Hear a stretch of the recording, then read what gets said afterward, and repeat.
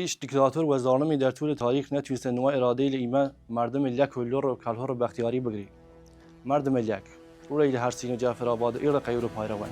الان وقت نیشتن و بدنی نیه. الان وقت اتحاد و همبستگیه. ایمه باید گشت دست به دست یک بیم اتحاد مان هم بی. تا بتونیم این رژیم خونمج و فاسد جمهوری اسلامی ریشه‌کن بکنیم. آزادی هر جوره و دست نمای. آزادی نرخی هیا و باید رای نرخیش بجنگیم.